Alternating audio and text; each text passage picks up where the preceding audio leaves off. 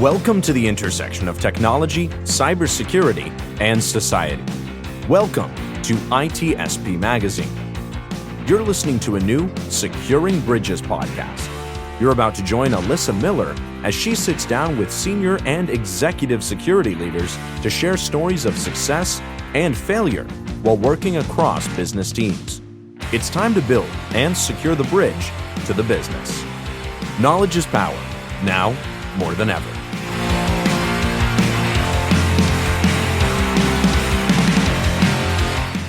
All right, Securing Bridges, here we are once again.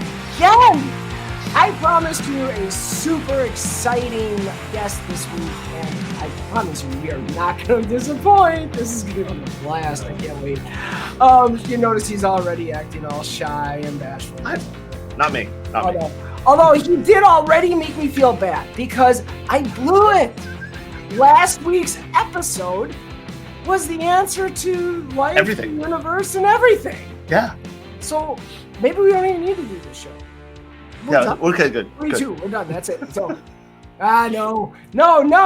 We have to do this show because with me this week, as you can see, I've got Kevin Johnson. Hey, Kevin. Hey, how you doing? Oh man, I am so ready for this. This is going to be such a good episode because Kevin's one of my favorite people. Oh, well, then I'm sorry about you have really bad taste. Okay, I got to ask one question, and this has been bothering me. I will admit that I only recently added this podcast to my podcast player. Now, none of us are perfect. Well, exactly. I will also point out that I only recently got a podcast player. So, right? But here's the thing that's been bothering me. Your graphic. So building, no, not that one. I love that one. I told you that when you posted it the first time on Twitter, how amazing that is. The bridge, the looking down at the bridge, that one. This one. Yeah, we're building bridges, but we don't see where we're building them to. This bridge is just in the middle of nowhere. Because they go everywhere. And I'm just saying, this one is... Okay, maybe. Contracting at the same time. Holy crap. Okay. See, we're already getting into this, and we haven't even talked to people about who you are. Oh, yeah, I'm me. There might be one or two people who don't know. So, there are lots of people who don't know me. Well, you're the greatest hacker ever, or whatever, right? Oh, God. I knew we were going to make a Kevin Mitnick joke very soon. Okay, wait, I'm sorry. That's not true. Johnson. That's because Kevin Mitnick is just a joke. But, sorry. No, I'm not. Tell us who Kevin Johnson is, please. I'm Kevin Johnson. I'm not that impressed with me. I have been Kevin for 50 years. I have been Kevin Johnson for 42. I changed my name when I turned 18. So I get this year, my name is the answer for the whole year. So your math is kind of off, but okay. Oh my God, you're right. It's way off. You just ruined the whole year. Where did I get the idea? It was 40. Oh my God, I got an entire decade until that happens. Dang it. Okay, fine. I'm Kevin Johnson. I'm a nerd that can't do math. So I don't know what to say about me. I'm one of the owners of Secure Ideas. That's important. I guess so. I like it. I'm a professional hacker. Yes. I mean, I'm not. Jason Haddix is amazing, and I can't believe I have to follow him. But I'm Kevin. I'm the lead of the Samurai WTF project, which is a great environment to learn web pen testing. I wrote the web pen testing curriculum for SANS. I don't teach for them anymore. They're too damn expensive. Oh, did I say that out loud? I endorse this statement. And I do a lot of weird things. I like security, and yeah, we're 26 people. We just hired our latest. She started on Monday, and you want to talk? We're a real company now. We hired our first salesperson, and oh shit! I know. Downhill. I will let Brittany know that you're now disappointed in the company. Add Secure Ideas to my spam list. Yep. So, no, we're just pen testers, right? But I think I don't know. That's us. We do open source projects. We teach classes for Anti-Siphon, which is awesome. The stuff Anti-Siphon is doing, the pay what you can, it's amazing. It's the way, in my opinion, it's the way training should be, but I am biased. Does that make sense? Yeah. I get that. But I also understand it can be hard to produce training for nothing when it costs. So. Yeah, and that is one of the that is absolutely a big problem, right? How do you and let me be blunt, Secure Ideas has that easy. And the reason I say we have it easy is our training, one, we want to help people. We want people to learn, we want people to be educated. Yeah. But bluntly, when we train a class, we tend to attract people to buy from us, or we attract people who we can then hire. So as a company, we're in a position where producing training is a cost that's worthwhile. We're in a unique position. I know lots of people who training is the one thing they do it amazingly well, and have to be compensated because they have bills. Yeah. So and that's it's like you said, it's a balance. But I mean, I first got to know you through SANS training. I didn't really get to know you. I got to know you. You didn't get to know me because you were on the other end of some inner tubes and things. And did you do the on demand or the? I think so. It was either on demand or it was at least a remote live or something, whatever they called it. But I think I told you this once before. My favorite memory of you is, I think you said you wanted to marry Nikto or something. No. I know exactly who it was. It was Andres Riancho. And I don't know if I'm pronouncing that correctly. You wanted to marry the tool. That was the thing that got me. He released W3AF, and at the was time, W3AF. Okay. I thought W3AF. I don't even know if W3AF is still around. Couldn't tell you. I'm a seasonal. I don't do that kind of stuff anymore. Yes. Yeah, I do, but I haven't looked for that tool anymore. So what I loved about it was the first well done automated testing tool that was open source. Yes. And while I wouldn't use it in an actual pen test, having it as a way to figure out test techniques and exploitation techniques, and every bit of it being open source, was amazing to me. And so, yes, you're right. I said in many classes that I would marry W3AF, or you would hear me say I would have its kids. That was the other phrase. I did not hear that one, but that would have been equally memorable. Yeah, I use that one a lot. The weird thing about the on-demand stuff and the recorded version is that was a 6-day course. And so people would listen to me tell jokes and stories about my kids and random stuff as I did the course. And they would get to the point where they felt like they knew me, right? Yeah. But here's the problem. I'd be at a conference somewhere, let's say DerbyCon or ShmooCon. Oh man, I miss ShmooCon. I haven't been in a while. But sorry, tangents. And they would hear me speaking and they would recognize my voice because they've listened to me, right, multiple times in their commute, whatever, right? They would walk up and talk to me as if we were old friends and never think about the fact, like you said it perfectly. I got to know you, but you didn't get to know me, right? They would just walk up and go, Kevin! And it was crazy. The weirdest one that happened was my daughters and my wife were with me at a conference, and we were going to dinner. And somebody walked up and they were like, oh my God, Kevin, how you been? And I'm like, hi. And I awful with names. And I'm like, I don't recognize this person. And they're like, Brenna, how are you doing? And they start talking to my kids because I had told stories about my kids. And it was like, we were about 10 minutes into this conversation before I said to the person, okay, look, I don't mean to be rude, but I don't know who you are. You know my entire family. You're talking to this old friends. Course 5 years ago. How dare you not know who I am? Exactly. They're like, oh yeah, I took your on-demand course. I'm like, okay. You're saying hi to my kid? Yeah, it was crazy. It was totally crazy. So yeah, but they knew me. I did not know them, and I felt bad. No, I mean, I know that feeling. You know, I love it and I hate it. Like, I love that people, because this is why I got into speaking. It's why I do conferences, because I was one, and you might have been the same at one time, hard to believe, but maybe I would go to a conference and I am an expert. If there's one thing that I am incredible at that I can do better than anybody, it's being completely alone in a sea of people. I can be among 5,000 like-minded information security people, and I will stand there like a wallflower, terrified. I bet you I could challenge you for that title. Okay, maybe. Yeah, I've come out of my shell a little since, but no, that was why. Because if I spoke, then people would come up and say hi, because they saw me talk, or they knew I was going to be speaking, and they saw me, on the website, in the program, whatever program. Did they still print those? I don't know.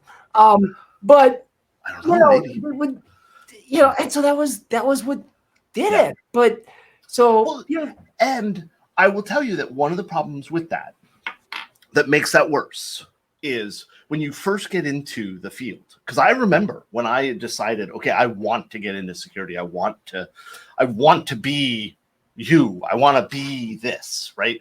And I started looking, and back then we didn't have Twitter and stuff like that because I'm friggin' old. But I'm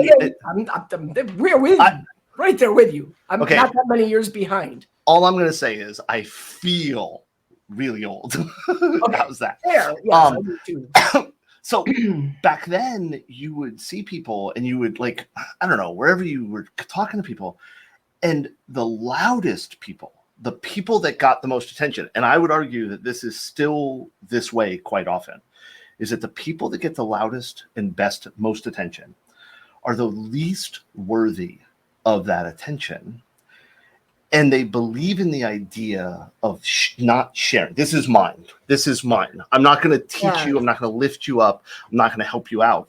And I'm really happy that I found my people, I guess, that agreed with. What I tell people nowadays is if you ask a question and the person basically attacks you for asking, or how dare you bother me with a request for information, then I'm here to answer more advanced questions than that. Yeah, exactly. Then at that point we're talking like Craig Wright, lying plagiarist. But did I say that out loud too? And I did. Oh, Jonathan Data 1. But there's no censor beep here. That's okay. I don't need a censor beep. I'm just gonna be me. And I don't have that filter. My brain, my mouth. I think it. I say it. No, you said Craig Wright, not Sean Wright. Get it? No. Yeah. Totally different. Craig Wright, the plagiarizer. I gotta get Sean Wright on this show, by the way. Sean Wright's cool. Craig Wright's the guy that pretends he wrote Bitcoin. Yeah. And I know. Yeah. But when you see these people, they don't know what they say they do. They're not the experts. What you want to do is you want to talk to the people like Ken Johnson. Please note, there's a couple missing letters there, right? Or Jason, or there's so many people that I look at. I mentioned Jason because he was the first one that came to mind when you were talking about this. He's a genius. And you ask a question, and not only will he answer the question, but he'll answer the other 6 things you need to know to help you with that. And bluntly, Alyssa, I'd say it about you. You're one of those people. Yeah, okay, live show. We'll pretend I can't talk. I mean, I'm turning bright red now, so. Well, you shouldn't, because you're amazing. And here's the thing about you that I think is important for people to understand. And I would say this if I wasn't on your show. Okay, you recognize that when you help somebody else with whatever you're helping them with, not only does it help them make them better, but it helps make you better. 100%. Because they're going to bring something to you that you don't know, that you're learning. Plus, even if they have nothing you don't know, let's pretend somehow we have this mythical person, right? But just the act of explaining something makes you understand it better, right? Yeah, and so literally just had this like 20 minutes before we got here. That's important, and that's why I say to people, like, get involved. It's hard. Like, you're right. You're in the sea of people that are all like-minded. There's a good chance they're in the same boat you are, that they don't want to. It's very the number of times I've talked to people and they've said to me, oh, I have nothing interesting to present. I have nothing interesting to help with. I have nothing interesting. And it's like, I'm the boringest person in the world, and you put me on stage. Boringest person in the world, says the guy with a giant Chewbacca standing behind him. He's awesome, isn't he? He is awesome. He only took 5 years to make. He is hand latch hooked. Okay. Like, yeah. Let me tell you that if you go to Sally Beauty Supply and say, I need 26 pounds of hair extensions in these 4 colors, they look at you weird. I don't know from experience or anything. No, not at all. Oh, I'm so glad. But anyway, so I'm really glad you brought up Jason. And by the way, for those watching who aren't sure, Jason Street is who we're talking about. Because Jason, I think, definitely is a perfect example of the same camp, right? Yeah. And it's, there's that desire to help others, right? So if I help somebody, I explain something to somebody, it's amazing, right? I love seeing the look on their face when they understand it.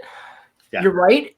I mean, I literally was just explaining something, not even cybersecurity related. It was some aviation stuff before. And I realized as I was talking, it started to make more sense to me as I was trying to explain it to somebody else. Like, yeah.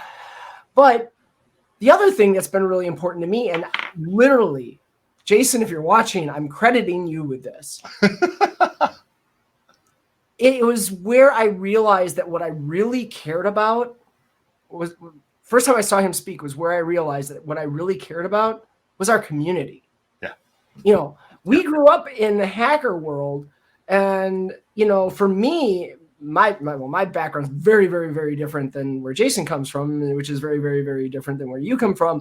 But, I think for all of us in one way or another, we found that family in the hacker community. For me, it was in my teens. I was the bullied kid that nobody wanted anything to do with. I had very few friends. Yep.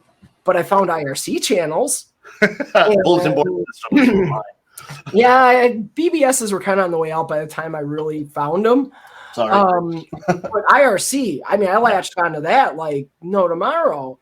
And it helped too that I was in college at the time and sitting on a T1 connection in our little I'm jealous computer science lab, which was great because we had I think 20 SunSpark stations that were on it. That was it. And we had a T1, it was fast, it was no 33.6 dial up, let me tell you. But yeah, so and so Jason was the first one who taught me to realize that was what was motivating me. I had the motivation, but I didn't connect what it was. Yeah. And that's one of the things, and I actually think that ties to what is a hot button topic for me, is tying the motivation to what it really is, right? Yeah. Because we suck at understanding why we do things, right? Totally. And this to me is we see it all the time, right? Mm-hmm. We find a vulnerability, we talk about a vulnerability, we talk about security and everything else like that. I mean, how many times have you heard people say, right, we'd be so much better off if we didn't have users, right? Or yep. And I'll be honest. We would have a job. Yes, we would. And by the way, we're users. Right? We also are the users. But understanding what motivates us is very hard for people to figure out. And it's even harder to figure out what motivates other people. Because let's pick on Jason Street. Let's pick on Jason for a second. Do you know how many people think that Jason gets up on stage because he's famous? How many people I've talked to and that they truly believe, and I want to be clear, they're wrong, but that what motivates Jason is the attention he gets, right? I think that about everybody that goes on stage. It's ridiculous. But let's throw that over to your securing bridges idea, right? Yeah. If you misunderstand Jason's motivation that bad, and you and I both know that is a huge misunderstanding. Not what he's up there for. Exactly. How are you possibly understanding what will motivate your businesses, your organizations, and too often I see it. Who was it? What cruddy company did I just see? Oh my gosh, I can't remember the name of the company, but their marketing, it's all fear. It's all Oh, Did yeah. you see that breach? Did you see that? We can protect you. We can help you. The number of AI crap things coming out right now. And by the way, I love LLMs. I really do. I'm not, but I don't like LLM marketing. So, but it's like every other exciting technology. People way overcommit. They Oh, yeah. dive Yeah. into the deep end with nothing in terms of a life preserver. I don't even think they have bathing suits on. that was not an image I needed. Because I've seen these people. I don't want to see them not in a bathing suit. I'm here for you. I'm here for you. They're underwater. You don't have to see it. But no, it's like it is. Every time we have exciting technology, we just go all in and proclaim it the next savior of the world. And it even happens with security. Or the flip side of that, we go all in and say it's going to destroy everything. Right. Right. It's going to be awful. At the same time, like we're doing with AI. Yep, exactly. Right now, it's going to kill us. It's going to destroy jobs. It's going to be the best. It's going to save the world. And here's what it is. Coming for us. Yep. Exactly. Let me be very clear. I have said for years, I bow to our robot overlords. Not only do I bow to our robot, and I do this on recordings so that they know. I know. If they're ever looking for the resistance, I'll narc. I like totally. The robots can ask me. The humans are over there. That's what they're doing. I'm that guy. And because they can't do worse than we have. They can't. No. Yeah. So, but I think, personally, that the entire InfoSec industry falls into a trap way too often, where we pretend we're special. We pretend we know something that's going to solve the world. And we don't even know what we're talking to people about. Right. Well, you know what's weird about that? Because you're right. Thank you. That's weird. Yeah, it is very weird. No, but what's weird about it is, and I have noticed this before, and there's been conversation I think I've had before. I'm sure many of us have, whatever.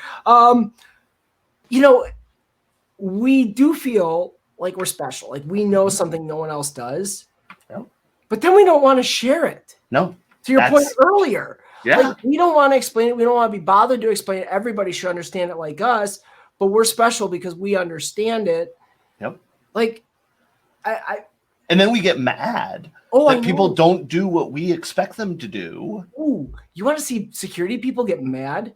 Ask them what security's job is. And when they tell you it's to defend the systems and blah, blah, whatever predictable answer, tell them they're wrong. Yeah. Because they are. Absolutely 100% wrong. They're as wrong as anybody who says the police's job is to protect and serve. And I can prove it. And I've done this because it pisses people off because I tell them right away, your job is to educate. Yep.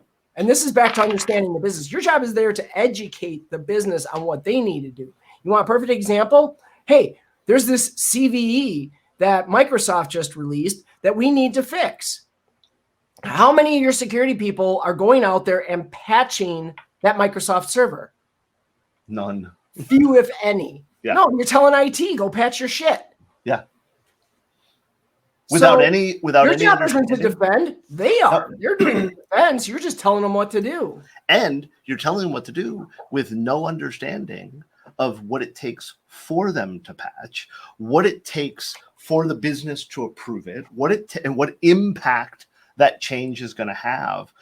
The number of times I've talked to people, see, and I'm tangenting. I'm sorry. No. We live and die by tangents. Yes, we do. I tell everybody I'm full of tangents and my eyes are brown. And we here at Secure Ideas, all of our consultants have had jobs doing not security. Right? So whether it's administration, whether it's development, we have one of my favorite consultants we've got was a chef for 20 years. Yeah, and we won't comment on her saying that. I didn't realize she was listening. We've got her snowed. She's totally fooled her. I got to pay her $20 now. And I owe her money for saying nice things about us. And she brings this experience to the job of running kitchens, managing people. To be clear, this is the consultant I'm talking about. Not the person we were just distracted by for a moment. Or maybe it is, actually.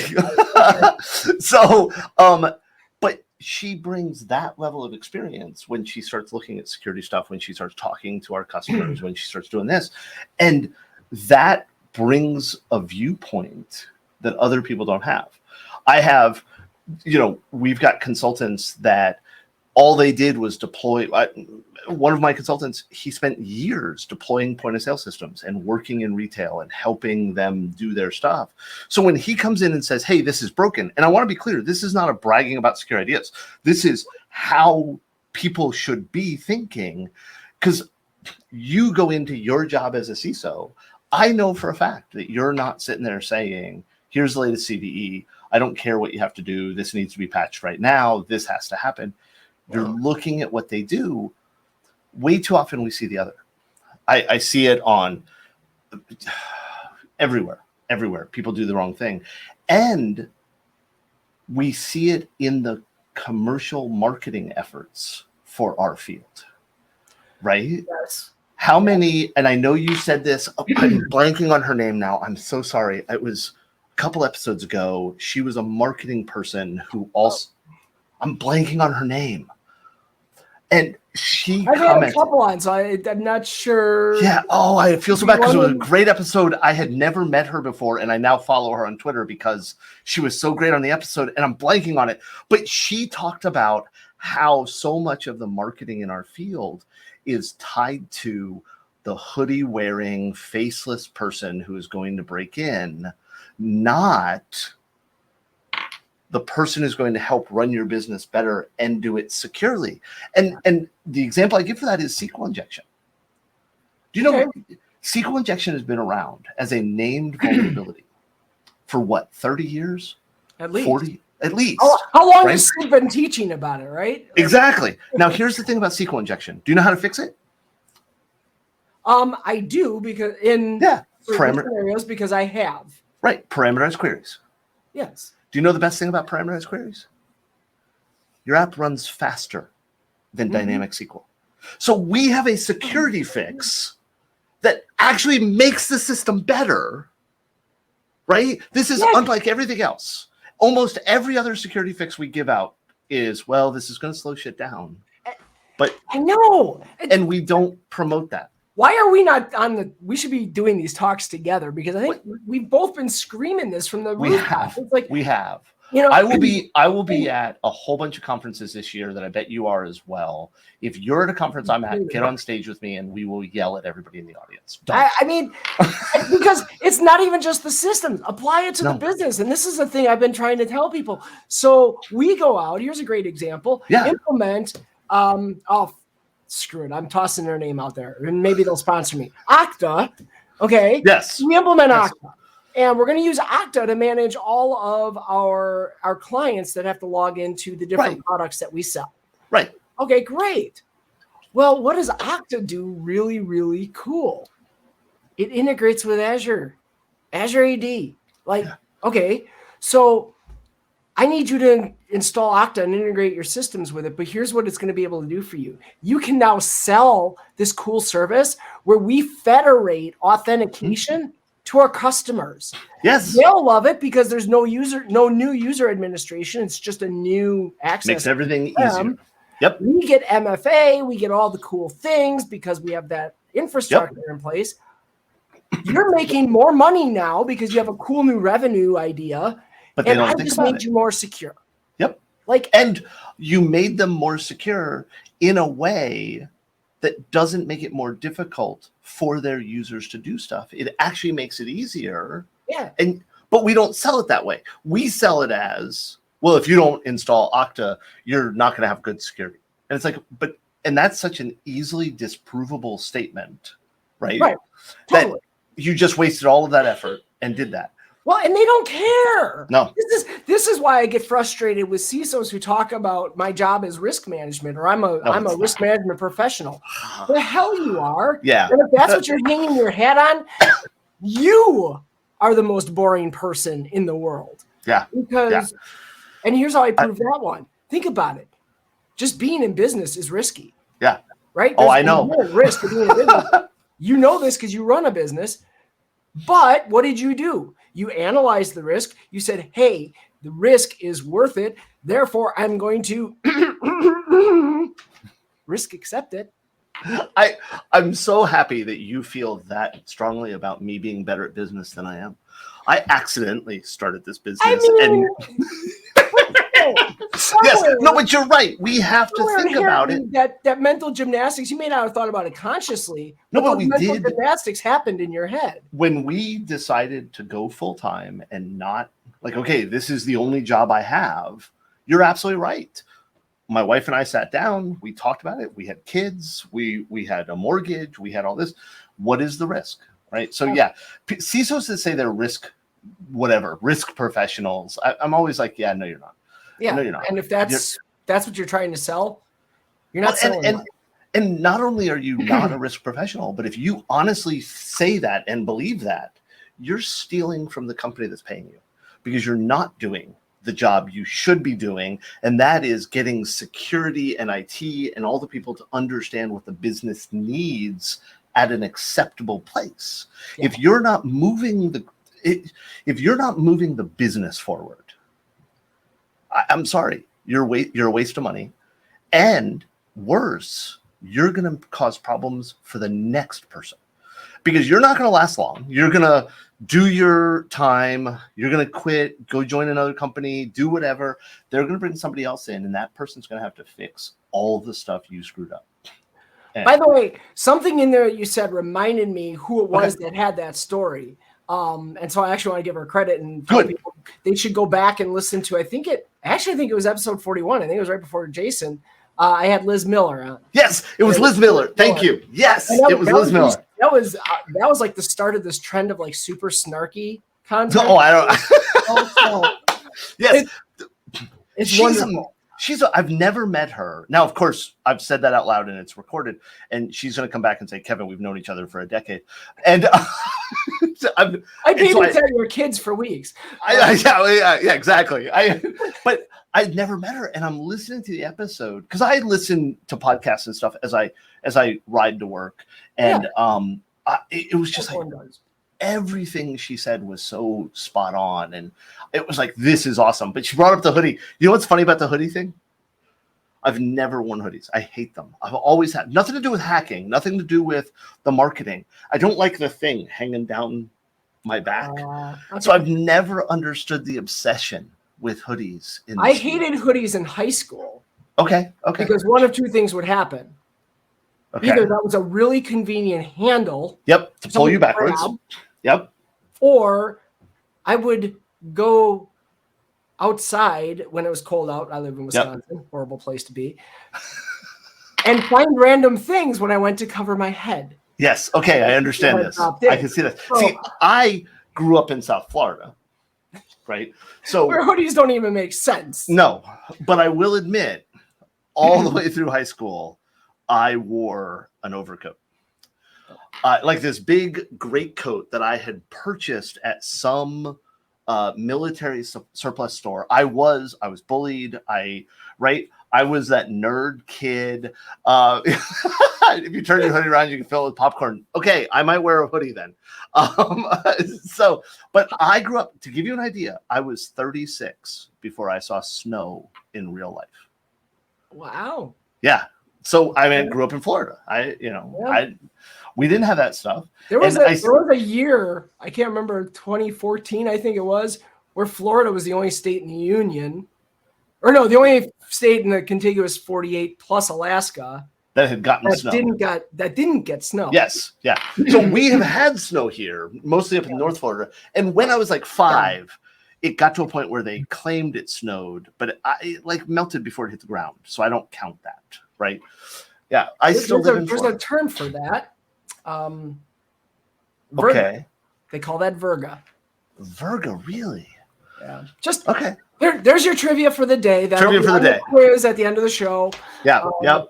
I also realized in this moment with that comment about the popcorn that I am 43 episodes into this before I realized I really need to read the comments out loud instead of just talking about them, because we do convert this to an audio only podcast. And there are people listening there who have no clue what we're talking about. That's a good point. That's good. And you know what's really bad is both of us know that trick when you're teaching a class and somebody asks a question that you have to repeat the question back to them. Yeah, and neither of us thought but to do it. I We have just never commented done on that it. in 42 episodes until now. I will always Do it. calm Okay. down. So to my podcast listeners out there, I apologize for the last 42 episodes. From 43 onward, I will be better human. Yes. But let's be clear. Our goal is to always be better at being human. That's my goal. That's your goal. We have to be careful about that collective. That's a good point.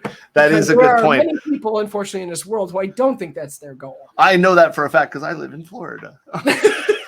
I wasn't going to say it, but I'm glad. I said it. Our shit-stained governor. But wait. I think Mickey Mouse will be my next guest on this show because just for that purpose. Oh, done. Done. We got it. Ronnie, I hope you're watching. Somebody send him the link to this show. Well, actually, sorry. Oops. Sorry. Live. I don't need all the comments on the podcast platform. If anybody wants to make comments pro those idiots, direct them to @SecureIdeas on Twitter because it's my fault it came up. That's my account. And I will point out. Type it to death, null, please. Oh no, I have no problem with people making those comments to me because it lets me know the people that I think. You block. Yeah. No, I don't block people. Oh no, no, because it's a waste of my time to block people. I just read somebody else complain about this about Twitter. Is that if we say to people, "Hey, if you don't like that, block them," what we are doing is we're supporting the other side because that gives the other side the ability to do whatever they want, and you put the effort on the person blocking. Now, I get it that there are people who they block because it helps their mental health. They don't have to deal with people. I totally get that. I'm in a very special place.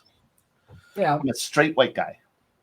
No matter what I say, those idiots think that at some level I agree with them, so they leave me alone. So it's sad, but so I don't block people because. Okay. And that's fair, but I'm glad you mentioned the mental health thing because that is a key. Oh God, yeah. I can't imagine being other people. I mean, InfoSec Twitter, Tech Twitter, just Twitter. Yeah. I mean, freaking Musk today, another stupid post. I mean, just anyway. See, I'm happy to say that I don't see anything he posts. Oh, I don't either. The problem is his shit starts trending, and then I see it. That's a good point. I really like what Mastodon is trying to do. Yes. But I have found for me, it's difficult to understand. I lose track of the different.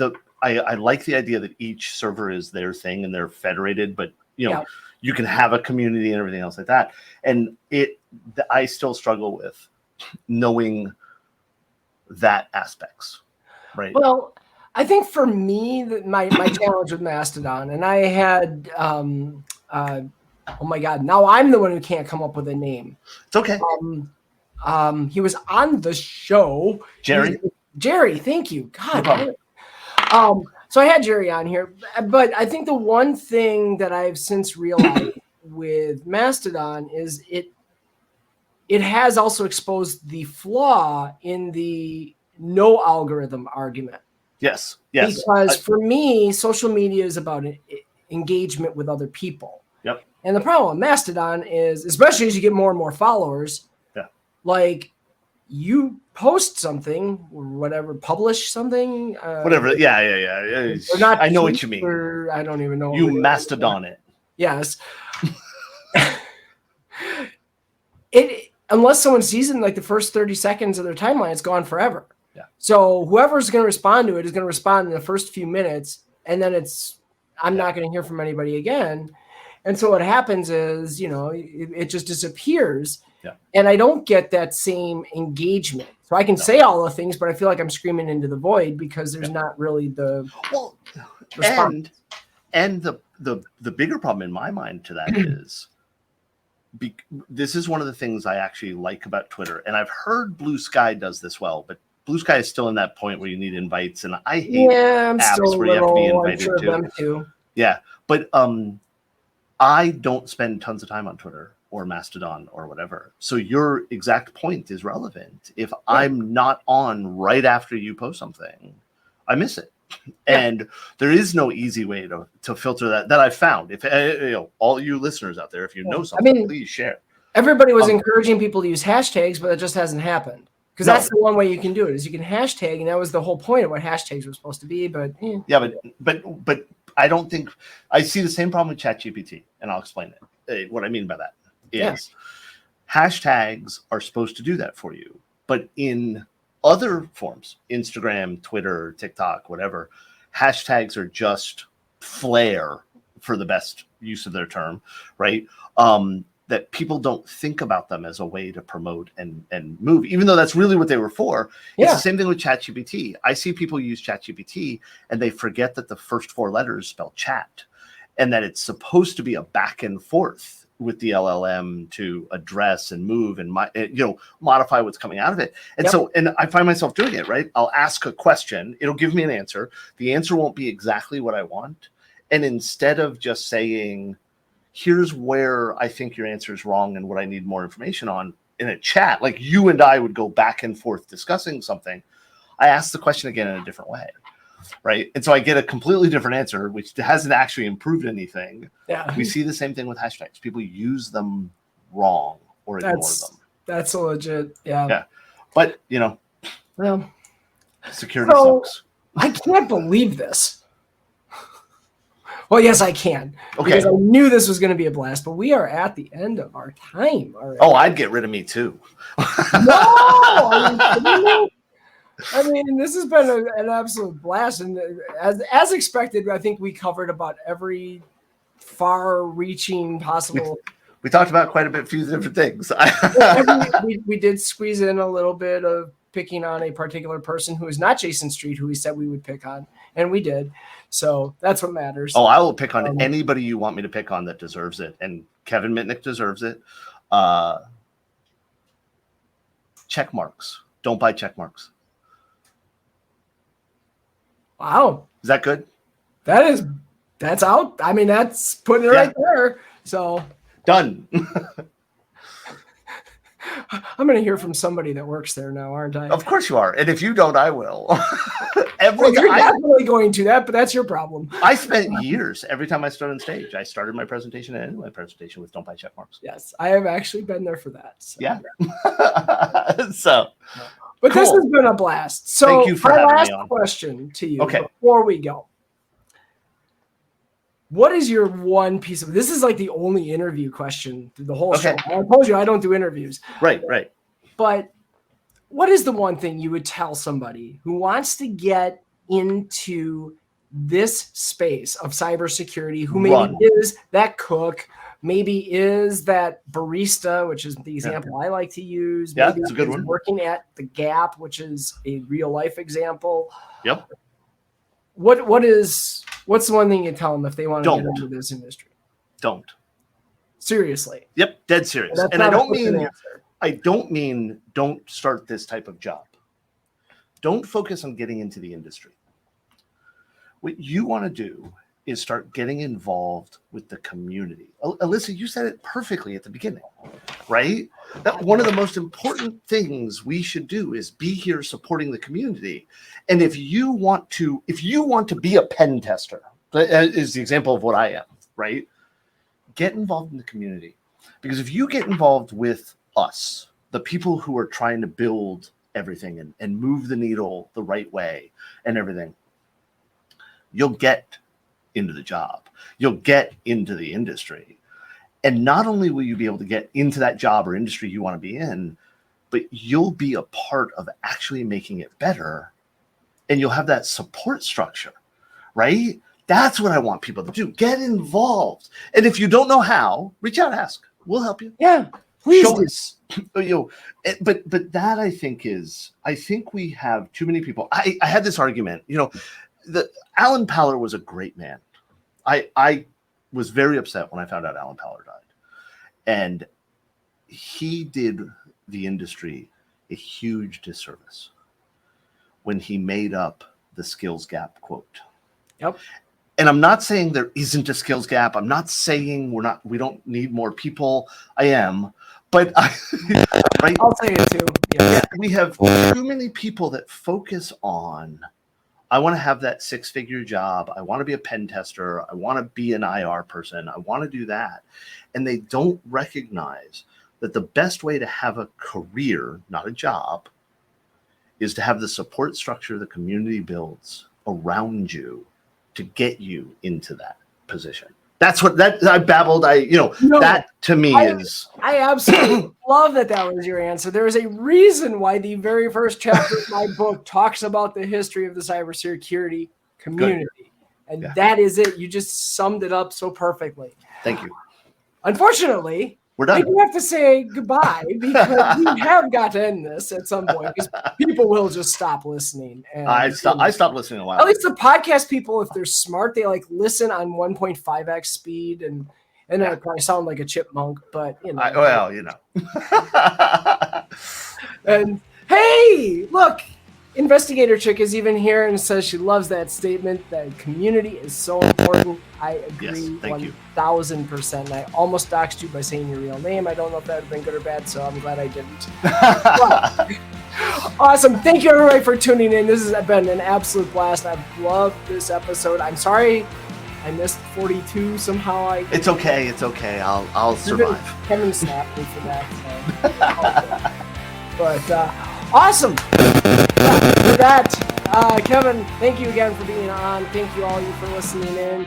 We'll keep coming back. I keep ending up with just incredible guest after incredible guest. I am so fortunate on this show to be able to talk to so many cool and just incredible people. I hope you're all enjoying it too. But hey, until next time, that's all we've got for this episode of Securing Bridges. So take care, everybody.